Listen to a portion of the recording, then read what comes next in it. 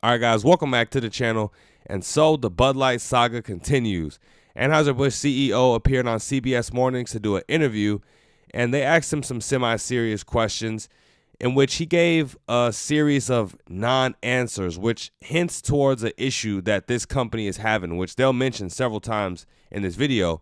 The issue that Bud Light, Anheuser Busch, has faced heat and criticism and pushback on both sides of the issue.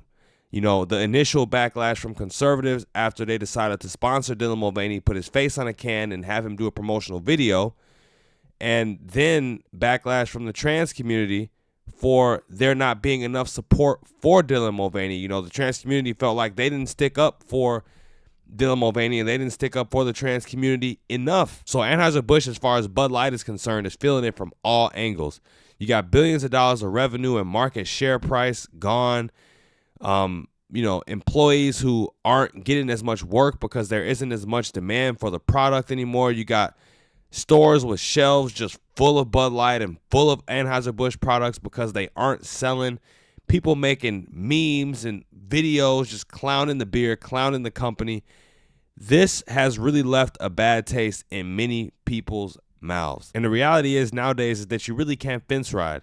If you're going to jump into political issues as a company and you decide to support someone who is completely on one side of an issue, then you will alienate the other half of people who are on the opposite side of the issue. And Bud Light was traditionally, you know, obviously it was one of the most popular beers. You could say it was America's beer, but Bud Light had a strong fan base of conservative, everyday, hardworking American beer drinkers. And unfortunately, Dylan Mulvaney does not represent that demographic of people. And that's why the initial backlash from it was so epic, is because they decided to get behind somebody who does not represent their consumers at all. And during a heavily polarized political climate like we have today, getting in bed with Dylan Mulvaney at the time they did it was just a terrible move. And it showed, because Bud Light has never been the same since, and that sparked backlash from many other companies who also decided to go completely on one side supporting, you know, certain issues. But with all that out the way, we're about to get into this. Don't forget to like, comment, share, and subscribe while we're watching.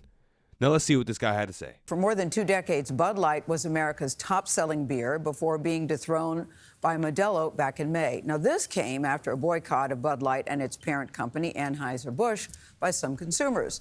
The controversy, I know you've heard all about it, began after trans social media star, that's Dylan Mulvaney, posted a video on Instagram, this was in April, showing the company had sent her personalized Bud Light cans. It was all part of an online promotion.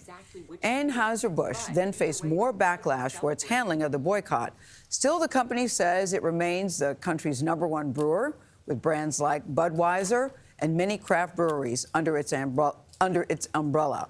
Anheuser Busch U.S. CEO, that's Brendan Wentworth, we're happy to say, joins us at the table live and in color for an exclusive interview. Number one, we're glad to have you here. Yeah, Many people in your position, Mr. Wentworth, would be running for the hills at this point, because since April, you all have faced a lot of incoming. How and why did it go so off the rails? Because that certainly wasn't your intention when you did one can to one person. Yeah, it's been a challenging few weeks. And I think the conversation surrounding Bud Light has moved away from beer, and the conversation has become divisive. And Bud Light really doesn't belong there. Bud Light should be all about bringing people together. And there's been impact on the business, and I think that's publicly covered on Bud Light specifically. Yeah, so what was your intention? Take us to the beginning. What was your intention? What were you all trying to do here? And you've done this before, these promotional campaigns. Yeah, it was, just to be clear, it was a gift, and it was one can. So he just made a distinction that it wasn't a promotional campaign. It was actually just a gift. A gift, really. Why would you gift beer to Dylan Mulvaney of all people? You know, I'm sure they give out gifts to many people, but why not do a gift campaign, gift promotional campaign to somebody that actually represents your consumers? That seems to make much more sense. If it really was just a gift, then Dylan Mulvaney wouldn't have posted the video as a paid sponsorship. If Dylan Mulvaney was under the assumption that it was a paid sponsorship, that means clearly there was some communication going on. There was something worked out where Anheuser Busch said, we'll give you this product with your face on it. Just promote us a little bit. Put us on your Instagram story. And that's exactly what he did. So that is paid promotion. And during this time, Dylan Mulvaney was doing several paid promotions. He was doing paid promotions for all sorts of products. And many people were having issue with that, and they decided to jump on the bandwagon as well. But for us, as we look to kind of the future and we look to moving forward, we have to understand the impact that it's had. And like I said, that impact has taken place. But it's the impact on our employees, the impact on our consumers, and as well, the impact on our partners. And I think one thing that I'd love to make extremely clear is that impact is my responsibility. And as the CEO, everything we do here, I'm accountable for. Given the moment we're in, this moment in America with trans issues at the top of a Republican social or conservative political agenda, knowing what you know now, if you could go back, would you send this can to this one person again? There's a big social conversation taking place right now, and big brands are right in the middle of it. And it's not just... See, he didn't answer that. He can't answer that. He can't answer it. And see that he has backed this company into a wall in which there's just no getting out. He's like in a box. He can't say I support this group, can't say I support that group. If Anheuser Busch at this point even tries to come out as pro-patriotic or conservative, if they try to appeal towards conservatives, it's too late. It's too far gone. No conservatives would actually take it seriously. Brands are right in the middle of it, and it's not just our industry or Bud Light. It's happening in retail. It's happening in fast food. And so for us, what we need to understand is, deeply understand and appreciate, is the consumer and what they want, what they care about, and what they expect from big brands. So this is a part of why you're getting it from all sides, because I asked you, would you do it again? And people on the trans rights side of things, supporting that community, want you to say, yes, of course, we want that fortitude. And people on the right would criticize you for saying yes. So where are you on the issue? I mean, was this a mistake? Bud Light has supported LGBTQ since 1998. So that's 25 years. And as we've said from the beginning, we'll continue to support the communities and organizations that we've supported for decades. Mm-hmm. But as we move forward, we want to focus on what we do best, which is brewing great beer for everyone.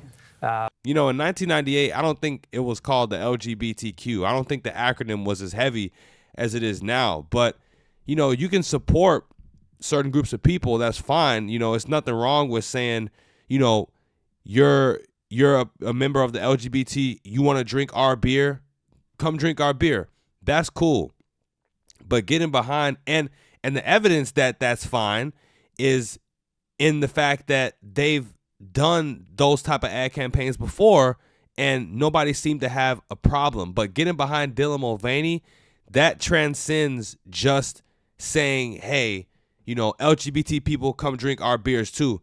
Dylan Mulvaney is a controversial political figure. And if most of your customers are conservatives or just, everyday good old Americans, then they will have an issue with that. Focus on what we do best, which is brewing great beer for everyone, listening to our consumers, being humble and listening to them, making sure that we do right by our employees, take care and support our partners, and ultimately make an impact in the communities that we serve.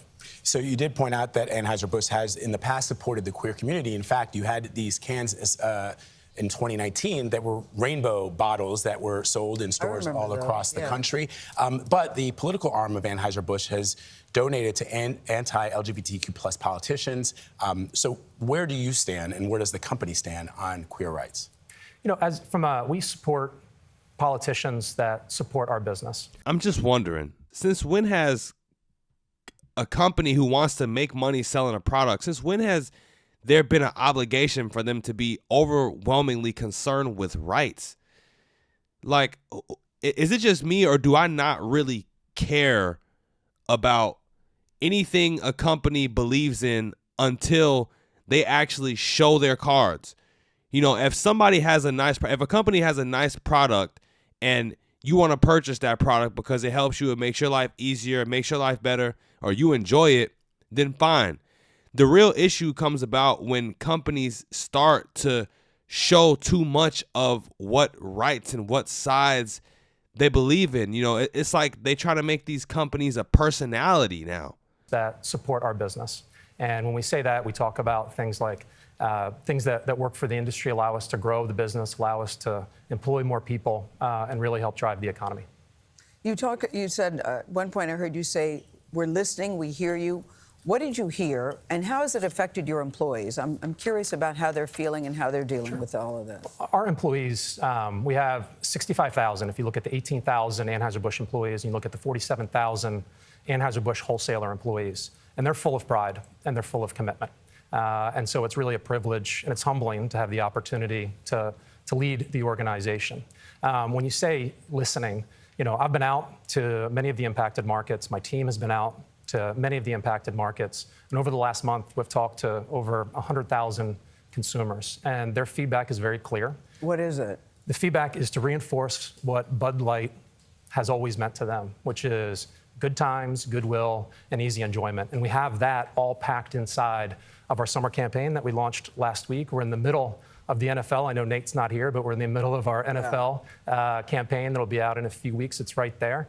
And I think the fact remains that millions and millions of consumers enjoy Bud Light each and every day. But and they're they do still mad, though, Brendan, because the sales have dropped. How are you handling that? I mean, as CEO, I want to know what this was been like for you when you've had so much vitriol on all sides. Your sales are dropping. People, you know, we have people firing guns at Bud Light cans. I mean, it's just gotten really off the chain, crazy. Yeah. So how are you grappling with that, handling that? I think it's the impact, honestly, on the employees that weighs most on me. But again, as I mentioned, seeing the pride and the commitment that they have, working on behalf of a 165-plus-year-old American institution is what gives us energy as we look to move forward and focus on what we do best. All right, so you guys saw that. Some tough questions hurled his way in which he didn't really want to give direct answers to because, you know, he don't want to pick any sides at this point. Bud Light and Anheuser-Busch's future with Bud Light is very, you know, it's unknown at this point, you know, exactly who is the core customer, what exactly do they want. A lot of companies are trying to get behind the new generation of, you know, LGBT interested, non-binary, woke, you know, this new woke generation that's coming up. They want to appeal to them, like the one lady who I think she got fired, who said that, you know, they had to get rid of Bud Light's fratty old image and, you know, kind of replace that with something new. However, like I said, you know, it's just once you really jump into political issues, then, you know, you can't fence it. You got to pick a side. You know, like he mentioned several times in this interview, I'm sure he would love it if people just went back to seeing Bud Light as a company that's just all about fun and good times and enjoying beer. But as soon as they decided to run that ad campaign with Dylan Mulvaney, as soon as they decided to, you know, sponsor and use him as promotion, they messed up. And at this point, many of the old customers feel as if they were just tossed aside by this company and that this company doesn't represent them. So they took their dollar elsewhere and they don't want to buy this beer anymore. They don't even want to be seen with this beer. They don't want to be seen anywhere around this beer. Bars have let this beer go. You know, stores can't sell it. It really has gotten bad. I know 4th of July is coming up. They got a summer campaign, NFL campaign they're trying to launch. We'll see if any of this sticks at all. But at this point, the damage has been done, so I don't imagine it will be received well by traditional Bud Light customers. But that's all I got for you guys. Don't forget to like, comment, share, and subscribe when you're at the door. Hit that notification bell on your way out. And until next time, you guys, I'm out of here. Peace.